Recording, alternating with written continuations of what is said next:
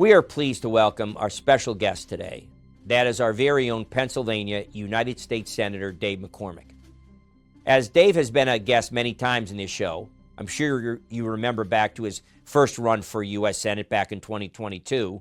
I know you've heard his background before, so I'll give you the Cliff Notes version this time around.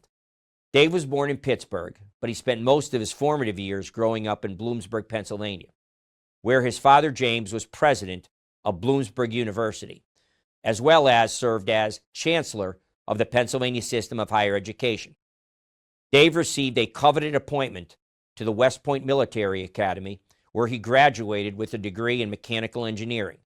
He also was a four-time letterman and co-captain of the Army wrestling team. Upon graduation, Dave entered the U.S. Army, becoming an honor graduate of the Airborne Ranger School. He then joined the historically famous 82nd Airborne Division. He was part of the first wave sent to Iraq for the Gulf War. Dave became the XO of a combat engineering company tasked with the unenviable task of clearing minefields and destroying enemy munitions, and in the process received the coveted Bronze Star for valor in combat. Upon completion of his military service, Dave resumed his education, earning his doctorate degree from Princeton in international relations. Before becoming our United States Senator, Dave had a public service record, serving the administration of George W. Bush, where he served as Undersecretary of the Treasury and was the principal advisor to Treasury Secretary Henry Paulson. Dave would then become a Deputy National Security Advisor for International Economic Policy. On today's show, we will discuss his first 100 days in the Senate, the sad state of relations and partisanship in Congress, as well as key legislation he has sponsored to deal with the scourge of fentanyl, which claimed the lives of 4,000 Pennsylvanians last year alone. This is the Volpe Report, a weekly news and political interview show examining the latest local, state, and national issues with Chuck Volpe. Insightful, informative, controversial. The area's premier political talk show, the Volpe Report. Dave, welcome to the Volpe Report. Hey, great to be with you, Chuck. Thanks for having me. My pleasure. And as we were just all moments ago off camera laughing, you've been in that chair a number of times. You've been on Zoom a number of times. You've become a regular guest, and all the way back to the campaign of 2022. Remember it well. And I said, from whence you came. I mean, then you were just a regular citizen and a businessman and all that. And you sit here now as a United States Senator, actually in studio. We're glad to have you. And I think the first subject matter, before we get to all the important stuff we need to talk about in Washington, you were the subject of an article this week in one of our newspapers of general circulation. It was I'll call it a hit piece. It was an opinion piece. It wasn't straight reporting, about a protest rally that had occurred at your Scranton headquarters. The writer referred to you as Chicken Dave because you didn't apparently show up to your office for a protest that you had no knowledge was taking place. Right. I don't know how you could back up from a fight, that way if you don't know about it, right? So, but at any rate, the issues that were raised, and I'm glad we have you here to debunk them. And I told you a little background. United States congressmen, both from this region, in this media market, Dan Muser and Rob Bresnahan, have both been subject. This is shocking to me. They just got sworn in. I was at yours in early January. They get sworn in early January, and the Democratic super PAC Dark Money is attacking them in hit pieces, how they're going to take away your Medicare, Medicaid, they're going to take away your Social Security. Garbage, lies. And I actually said to Rob on this show, I said, Rob, well, first of all, really? It's 2 years till the next election. They're already hitting you. But on that particular piece, and of course, I have, in promoting this show, advertised that, following the issue carefully, what cuts are being made. And it's not to just Social Security, Medicare, and Medicaid. It's across the entire spectrum of the government. President Trump ran very clearly with an overwhelming mandate by the voters to cut fraud, waste, and abuse. Well, fraud, waste, and abuse is prevalent in the Medicare, Medicaid program. It's prevalent in Social Security. And before I turn it over, I'll just give, as I did in my newspaper ads, a couple of, for instances. Like, why is Medicaid, a health program, right, to cover health costs? They were paying for food, transportation, and housing. I'm pretty sure that's not what Medicaid is supposed to be used for. So, and then, of course, President Trump addressed, as you sat in that room, in his, what I call the State of the Union, people that would have to have been 250 years old are still getting Social Security checks. So I think it's clear to me the fraud, waste, and abuse and what's going to get cut from those essential programs are not their essential benefits, but the waste, fraud, and abuse. So take it from there. Well, there's a lot there. Good to be with you, Chuck, and thanks for having me on the show and the opportunity. And you were saying what it's different now to being a senator, from before till now. And I think the big difference is now when my wife says take out the garbage, she says, Senator, take out the garbage. It hasn't changed things much. But first 10 weeks in office, and what an honor and a privilege to represent the people of Pennsylvania. I feel absolutely a great honor to be the senator from Pennsylvania. I think I mentioned this earlier. I'm the 54th senator from Pennsylvania elected, and I'm the 9th senator in history from West Point. And so to be representing Pennsylvania is an honor at any moment, but at this moment in particular, because President Trump ran on a mandate for change. Dramatic change of getting our spending under control, closing the border, stopping the flow of fentanyl. This was a change agenda. And we're 10 weeks into it, and there's an enormous amount of progress on that agenda. And I think what you're seeing, you saw this when his made his joint address to Congress, that the Democratic Party is really in disarray and does not have a response to that agenda. President Trump's doing just what he said he would do in the campaign, and the Democrats are responding with all sorts of lies and misdirection. And that's what's happening in the case of Social Security and Medicare and Medicaid. Just to put this in perspective, my dad's 87. He lives in Enola outside of Harrisburg. During the campaign, he called me and said, listen, you're great. I think you'd be a good senator. But if you cut Social Security, I'm not voting for you. So just to put this in perspective. It's embarrassing for the Democrats. It's Really? Right. It's embarrassing. But what President Trump ran on, what I ran on, we said the same thing, and I believe this individually, is we have to protect Social Security, Medicare, and Medicaid benefits. We're not in the business of taking any benefits away. What is clear is that we have a $34 trillion debt. We have a $2 trillion deficit every year. We spend $6 trillion. We bring in $4 trillion. That's unsustainable. We're on a path to destroying our country for our kids. So we've got to rear in the spending, and we've got to get these bureaucracies out of control. And as you said, the Government Accountability Office, which is a nonpartisan group that assesses policies, has estimated there could be $500 billion of waste, fraud, and abuse. And that is what the focus will be across the federal government. And we see with the programs that the DOGE effort is showing that there's a lot of spending taking place that is either waste, fraud, and abuse, or certainly inconsistent with what the taxpayers would have agreed to. In the case of Medicaid, it's grown by 30% in the last 4 years under the Biden administration. This is something like $250 billion of annual new spending. So there's waste, fraud, and abuse there. There's waste, fraud, and abuse everywhere. President Trump has said, and I support him, that we're not going to cut the benefits. Right. Well, that's excellent. So we debunked that, and it's great to have a U.S. Senator here to debunk it in studio, because I've been debunking it and yelling about it. Now let me turn to something. You were in the area today, and I was proud to attend a business roundtable. It was standing room only. You had in a dining room at one of the area clubs, they were literally packed 4 deep. You had most of our captains of industry, our business leaders. You had some of our top unions, trade unions, people that work for a living. You had people from the energy sector. You had a large swath from finance and banking, talking about economic development in Pennsylvania, talking about energy in Pennsylvania. And so get in a little bit about, you answered, obviously, were the subject of many questions directed at you.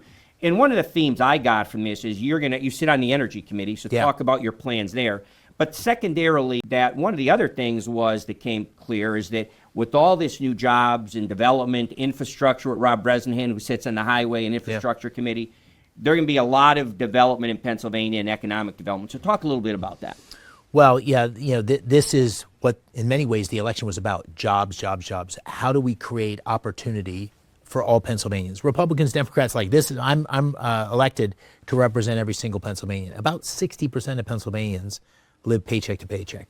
And so the election was about how to make the economy better, how to get control of inflation, how to unlock energy, because we're so blessed across Pennsylvania. We're the second largest natural gas producer in the country, the fourth largest in the world.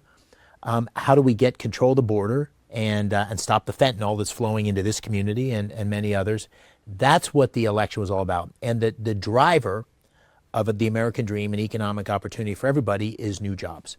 And so what are we doing about new jobs? Well, the Trump administration has said from day one, they're going to have a dramatic reduction of regulation.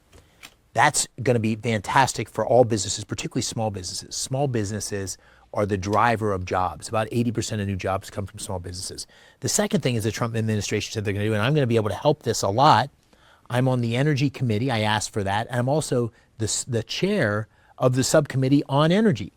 We need to have permitting reform. We need to have a number of things that make it much easier to drill, have pipeline permitting, have an offshore LNG export facility off the Delaware River. These are things that will change Pennsylvania's future. The third thing we need to do is have focus on skilled training. You know, I grew up, my dad was the president of Bloomsburg State College. I grew up thinking that the only path to the American dream was you go to college. I don't think that anymore at all. I've spent the last decades and the last couple years on 500 campaign stops across Pennsylvania. There are enormous opportunities for skilled labor. We don't have enough skilled workers to fill the jobs that we have. So welders, I was in Lancaster this morning at Tech Central. They have training for welders, they have training for HVAC, they have training for electricians. These jobs are great paying jobs. You can have a career, you can have a great middle class existence, and the American dream is in reach. So we need to double down on that. And one of the things that I talked about earlier today with some folks was how you adjust the GI Bill. I took advantage of the GI Bill coming out of the Army, how you adjust that to be able to have it support skilled workers, not just four-year education. So there's an agenda that's going to be great for Pennsylvania. The last thing, of course, is those energy jobs are great not only for the energy workers that benefit, but there's a whole industry that grows up around supporting energy, whether it's hotels or trucks or mechanics or a whole series of things that are going to make this economy much more vibrant. That's the agenda President Trump ran on. That's the agenda I ran on, and that's what we're focused on. Yeah. One of the things, Senator, I'm joining your wife now, it's Senator instead of Dave anymore, is that I sit here in amazement. I follow politics, as you know, almost professionally. And as I'm following it, it's been amazing and offensive to me about the National Democratic Party, my former party of 45 years, that, you know, I quipped at one point, someone needs to read Chuck Schumer, Nancy Pelosi, Hakeem Jeffries, the story of the little boy who cried wolf. Yeah. You know, because, you know, they've called Republicans generally and President Trump specifically basically every name in the book. And so they tried fascist, they tried Nazi. God, I don't know where you go from Adolf Hitler. Right. There's not much place to go. And the American people gave them the middle finger and said, shut up. You know, we don't believe in your radical policies to fundamentally change this country. You've destroyed our economy. You've destroyed our energy production. You've let illegal terrorists come across our border. Enough. Yeah. And so all that failed. So as soon as you get sworn in, and shortly thereafter President Trump gets sworn in, it was weekly a new soundbite. They started with constitutional crisis. Why? Because someone in the executive branch was actually taking back control for the American people with their mandate. What they're doing to poor Elon Musk, they're blowing up his cars and they're firebombing his dealerships and all that. You know, the party that, the January 6th, terrible thing. You know, well, of course, American people are seeing the party of violence, you know, to want to radically and fundamentally change our country. So as you sit in a front row seat in the to me, one of the oldest deliberative bodies in the world. I was often told the most exclusive club in the world. You now sit. Give me your view from inside the beast of the president's efforts to clear the swamp. He's actually doing what he said, and the role you're going to play in the Senate. Well, first of all, the thing I really appreciate about what President Trump's doing, and I'd like to put myself in the same category, is he's doing exactly what he said he was going to do. I would ask anybody to point to anything President Trump's doing that's inconsistent with what he promised. This is exactly what he ran on. It's what he got elected on. And it's the same thing for me. So in my office, I have a whiteboard, and I have the top 10 things I promised written down. And I have listed next to them the things we're doing. So, for example, I said over and over again, I ran commercials on it, we've got to stop the flow of fentanyl. That's critical to Pennsylvania. We lost 4,000 people. So I introduced new legislation. That new legislation is focused on fentanyl, creates a joint task force of law enforcement, all the different bodies, accountability, focus, resources to stop this flow. You know who the co-sponsor was? John Fetterman. Democratic United States Senator from Pennsylvania. Exactly. You know who the other co-sponsor was? Chris Coons, Democratic Senator from Delaware. Right? So we have good ideas. We have promises we made, and that's what I'm moving forward on. That's what President Trump's moving forward on. In the end, that's what this entire thing was about. It was getting things done on behalf of Pennsylvanians, on behalf of Americans, to get the country moving in the right direction. Now, the Democrats, I think, have lost their way. The coalition that President Trump built and that I built and that I took advantage of had lots of Democrats in it. It had a very significant uptick in Hispanic voters, in African-American voters, in the labor unions and the trade unions that supported me, in the Jewish community. Traditional groups that had been more Democrat came the way of President Trump, came the way of my campaign, because we promised to fix these problems, and that's what we need to do. And I think the Democrats, I don't want to psychoanalyze them, but I think they haven't found an answer to why that coalition's moved in our direction. And and it's gone from loss of direction to what I think the right word is bankruptcy. And the reason I would say bankruptcy is I sat in that chamber for the president's address to Congress, and he said things like, let's recognize this young man who survived cancer, and we're going to make him an honorary member of the Secret Service. The Democrats sat. They put up their small signs. He said, let's recognize Corey Compertore's widow, the man who I was there in Butler, who threw himself on his family to protect them. And laid down his life. Laid down his life. The Democrats can't stand.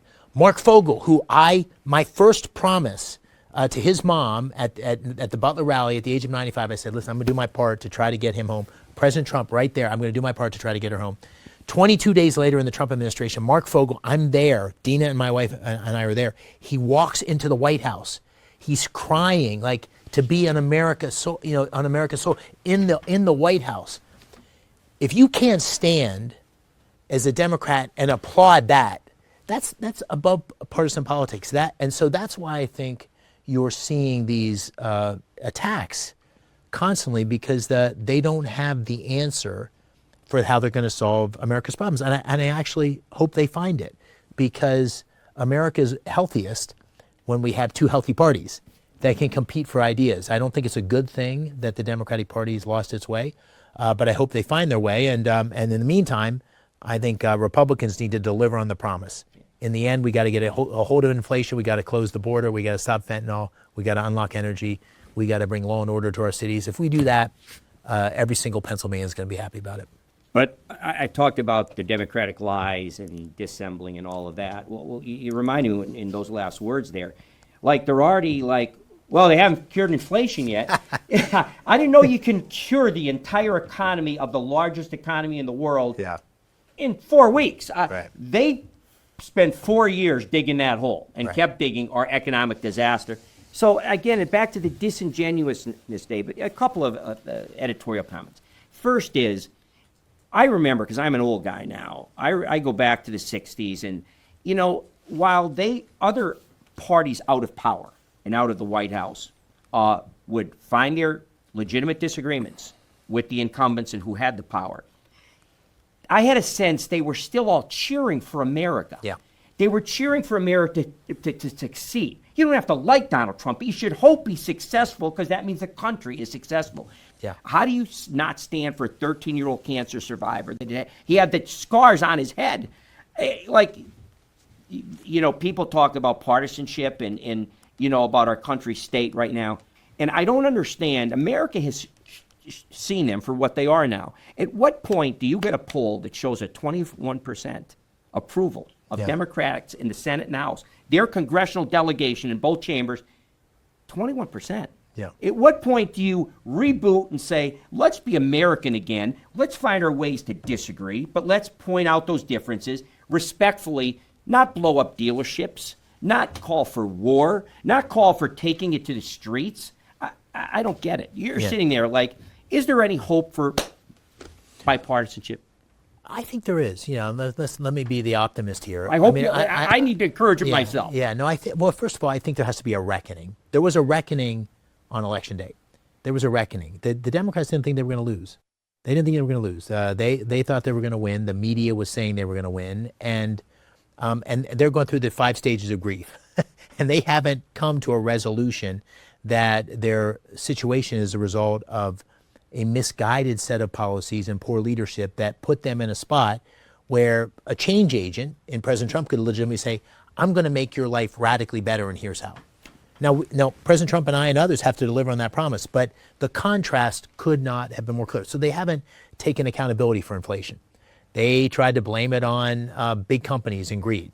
They haven't taken responsibility for what's happened as a result of the war against fossil fuels. They haven't taken responsibility for the wide open border and the fentanyl crisis. This is all somebody else's fault. Until they own, it's like in life, until you own your mistakes, until you own responsibility, it's hard to get the learning that you need to move forward. And in their party, this has been true in both parties, but in their party in particular, they are hijacked by an extreme left that's 100% for the 20% issues.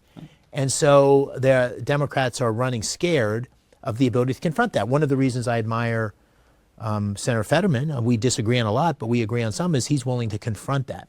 And I think there's going to have to be more and more Democrats who are willing to confront that radical fringe element of their party before we can get things back on track. And so that's why I have some optimism. Well, I'm glad you do, and you've given me some, and hopefully our audience some, that there is light at the end of the tunnel. A footnote to Senator Fetterman comment. Do you know his entire staff resigned in protest over his positions by not just falling in line? And to his credit, I remember when he was Mayor of Braddock, as you know, I'm half Pittsburgh. Yeah. And I remember him, and I remember his political rise, and the cutoff sweats and the hoodie, and pulling up in a Harley and all that, and the tattoos, but I always admired him. He was truly a person of the people. Yeah. I disagree, to your point. But that was the Democratic Party I was proud at one time to be a member from. I've made clear to this audience many times, Dave, I was a John F. Kennedy Democrat. Yeah. And I think it's very telling. He was just a guest on my show during the election cycle. And he said, Chuck, these were his exact words. He said, Chuck, he said, my uncle and my father, if there's a Mount Rushmore on Democratic, John F. Kennedy and Bobby Kennedy, both martyred, assassinated, or beyond that hill. Yeah. When he says my uncle and my father would not recognize the Democratic Party of today, there's no greater indictment to me of what we're talking Couldn't about. agree. My pop-up was a county commissioner in Indiana County, Democrat. Democratic. My dad grew up as a Democrat. No, the Democratic Party is not the Democratic Party you and I grew up with. It's not that party. It's been hijacked, and the social issues, the biological men and women's sports, that's important not because most of us wake up thinking that's our number one issue, but the fact that that's an issue that the Democratic Party has rallied around shows how far out of sync it is with the majority of Americans, particularly a guy like me that's got 6 daughters and wants to make sure they're protected in sports. So listen, so the Democrats have their problems, but the thing I keep coming back to, and I think this is so important, we can't do the reverse problem, which is spend our time worrying about the Democrats. We have to deliver on the promises we made to Pennsylvanians and the country. And, it's a dangerous world. This idea of peace through strength and what it's going to take to rebuild our military. And by the way, some of that rebuilding should happen right here in Pennsylvania, the Philadelphia shipyard and elsewhere, to get energy dominance, to get our economy back on track, to create these great paying jobs, to bring back key industries. That's a tall order. We're on a way to doing that, but I like the ferocity with which President Trump's hitting the pavement here, because there's not a lot of time. We need to think in 2-year blocks. We have 2 years where we can deliver on that promise because we have a majority in the House and the Senate. It's still not going to be easy because there's going to be a lot of Democratic resistance. We need to deliver on the promises, and that's what we're focused on. You're doing it, and we only have a minute or so, 2 left. I want to get back. Your first bill that you have, I call super sponsor of the bill, on fentanyl, the scourge of fentanyl. And to your point, you have developed and co-sponsored with Democrats, which is showing what you're working in a bipartisan way. But with our last minute or so, we've talked about the bill. We had 4,000 Pennsylvanians die from fentanyl overdoses last year, so it's an epidemic in Pennsylvania. What does your bill do to help alleviate the specifics? Well, the key is that when I campaigned, I said we got to stop the flow on the border. We got to designate the cartels as terrorist groups, which Marco Rubio did. I questioned him about this when he came before Foreign Relations. But we need to coordinate law enforcement. All the different agencies, sometimes they work in silos. We need to bring them together into a joint task force that elevates this as the priority that is. It's not just 4,000 in Pennsylvania. It's 100,000 Americans last year. Just imagine it. We lost, Chuck, 50,000 people in 8 years of war at Vietnam, right? We had 2 Vietnams last year in America. Alone, right? So it brings together the focus, the resources, the accountability back to Congress. It elevates this as the national priority that it should be. President Trump's doing the same thing. This is going to help our country really tackle this the way we should. And, you know, of the many moving moments on the campaign, and there were many times where I was teared up or thought, my God, what a country, or how lucky am I? It was sitting time and again with these fentanyl families who had lost a child to fentanyl.